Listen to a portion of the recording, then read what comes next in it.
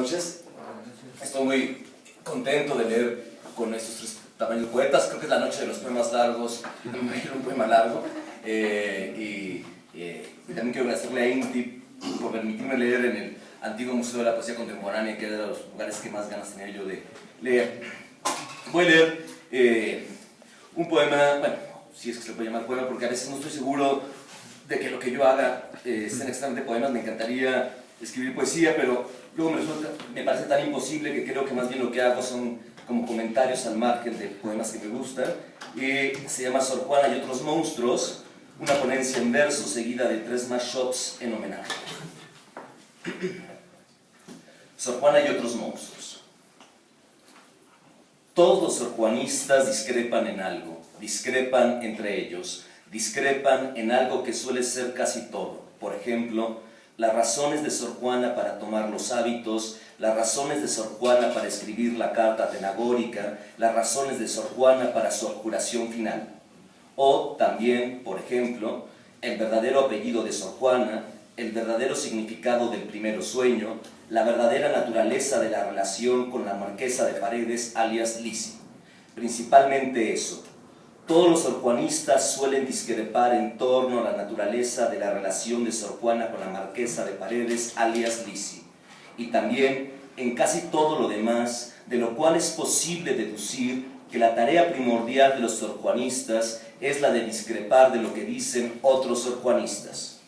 Para ejercer su discrepancia con respecto a lo que dicen otros sorjuanistas, los sorjuanistas organizan congresos sobre Sor Juana, donde discrepan, por ejemplo, sobre la autoría de la carta de Sor Serafina de Cristo, la fecha de composición de los sonetos jocosos, la existencia e inexistencia de un proceso inquisitorial contra Sor Juana, y, muy principalmente, sobre la naturaleza de la relación de Sor Juana con la marquesa de Paredes, alias Lisi.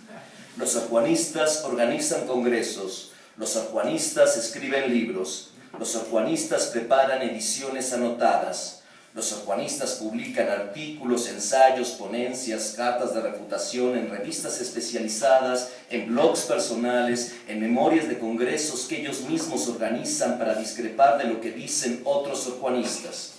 Los sorjuanistas son gente muy ocupada, los sorjuanistas son gente muy rara, los sorjuanistas suelen tener un cubículo aparte, pero incluso entre los sorjuanistas, cuya tarea primordial es la de discrepar de otros sorjuanistas, hay algunas coincidencias, casi ninguna, una. Todos los sorjuanistas coinciden en que Sor Juana era un monstruo. A la mayoría de los sorjuanistas no les gusta admitirlo, pero llega un párrafo en la tesis doctoral de todo sorjuanista en el que resulta imposible continuar si no se admite antes que Sor Juana era un monstruo. Y entonces el sorjuanista en cuestión admite, como todos los otros sorjuanistas, que Sor Juana era un monstruo. Por ejemplo, Margot Glantz. La mayoría de los sorjuanistas admite a disgusto que Sor Juana era un monstruo e intenta restarle importancia al párrafo siguiente, pero lo admite. Por ejemplo, Margot Glantz. La mayoría lo admite intentando dar a entender que lo admite en sentido metafórico, pero lo admite. Por ejemplo, Margot Glantz. La fama crece. Empieza tímidamente a otorgarle la categoría de musa. Más tarde se le llamará Fénix y ella misma advertirá que todos esos epítetos la convierten en un monstruo. O, por ejemplo, Stephanie Kirk. En estos poemas, Sor Juana despliega toda la gama de sus sentimientos sobre el tema de su progenie monstruosa y, por ende, de su propia monstruosidad. O, por ejemplo, David Solotkov. A medida que avanza la respuesta, Sor Juana sigue apuntalando las particulares de su monstruosidad. Sí, Sor Juana era un monstruo. Tarde o temprano, todo sorjuanista lo admite. Coincide con lo que dicen otros sorjuanistas, que a su vez coinciden con lo que decían de Sor Juana los contemporáneos de Sor Juana, que Sor Juana era un monstruo. Por ejemplo, Pedro del Santísimo Sacramento, en uno de los prólogos al segundo tomo de las obras de Sor Juana, la llama, sin el pudor que caracteriza a los sorjuanistas modernos, monstruo de las mujeres y prodigio mexicano. Sí, eso, un monstruo. La propia Sor Juana escribe: que dieran los saltimbancos a poder por agarrarme y llevarme como monstruo por esos andurriales de Italia y Francia que son amigas de novedades y que pagaran por ver la cabeza del gigante diciendo quien ver el fénix quisiere 2/4 pague. ¿Era Sor Juana un fénix?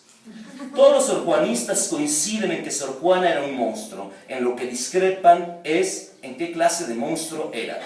Algunos sorjuanistas leen Fénix y repiten Fénix. Algunos sorjuanistas leen Fénix y no dicen nada. ¿Pero era Sor Juana un fénix? Probablemente algo había de plumas, algo de alas, algo de ave bajo el hábito, pero un fénix, lo que se dice un fénix, no. Basta con mirar sus retratos para saber que Sor Juana no era un fénix. Los sorjuanistas tienen amor, un inmenso amor dentro de sí, pero por algún extraño motivo, de ningún modo inexplicable, en cierto momento de sus desdichadas vidas, que vida no lo es, decidieron entregarle todo ese amor a Sor Juana. A algunos sorjuanistas el inmenso amor que tienen por Sor Juana les impide mirar con claridad a Sor Juana. Algunos sorjuanistas leen Fénix y transcriben Fénix, pero basta con mirar sus retratos para saber que Sor Juana no era un fénix. Si Sor Juana no era un ave fénix, ¿qué clase de monstruo era?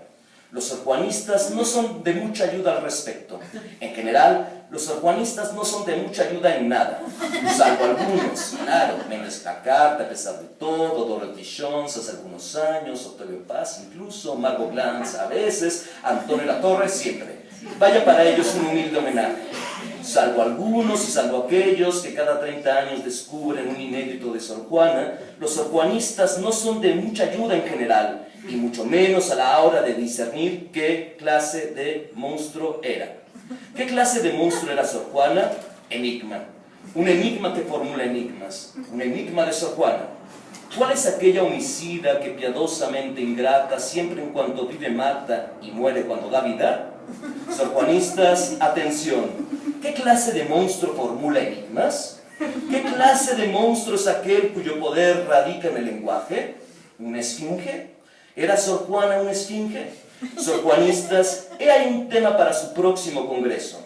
Ya imagino las ponencias, por ejemplo, Edipo ante Sor Juana, la tragedia del lector, deconstruyendo el sueño de la esfinge sorjuanina, el tránsito sorjuanesco de Tebas a la Nueva España y, por supuesto, la enigmática naturaleza de la relación entre la esfinge y la marquesa de Paredes alias Lisi. Sorjuanistas, cuidado, porque no ha sido hallado todavía el cadáver de Sor Juana. Sorjuanistas, cuidado, y otra vez, sorjuanistas, cuidado. Porque una noche, una sombra piramidal funesta se cernirá sobre nosotros. Sor Juana desplegará sus alas tanto tiempo ocultas bajo el hábito, y ante la incapacidad de los sorjuanistas para responder coherentemente a su enigma, devorará a los sorjuanistas ya sin metáforas de por medio. Sor Juana devorará a los sorjuanistas, a algunos sorjuanistas y a los otros sorjuanistas, a todos los sorjuanistas, salvo a Margot Glantz, porque andará de viaje y es eterna. Margot Glantz tiene mucho que aclarar. Sí, salvo a Margot Glantz, Sor Juana devorará a todos los sorjuanistas, tecinas inacabadas salpicadas de sangre. A la mañana siguiente la policía no sabrá cómo explicar esa masacre y la prensa la publicará, por ejemplo, a venganzas políticas, a estudiantes de letras fanatizados, a ajustes de cuentas entre sicarios.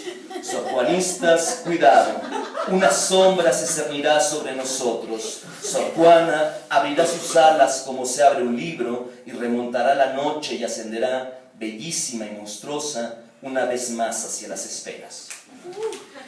Y vienen los tres mashups, de alguna manera que ahí pues, utilizo algunos versos de Sor Juana. Mashup 1, Sor Juana y las fantasmas. Las fantasmas huyeron, una estampida de sombras blancas, una parvada pavorosa fugitiva de la muerte y de la vida, que cuerpo finge formado, de todas dimensiones adornado, cuando a un ser superficie no merece y que al prender una luz se desvanece.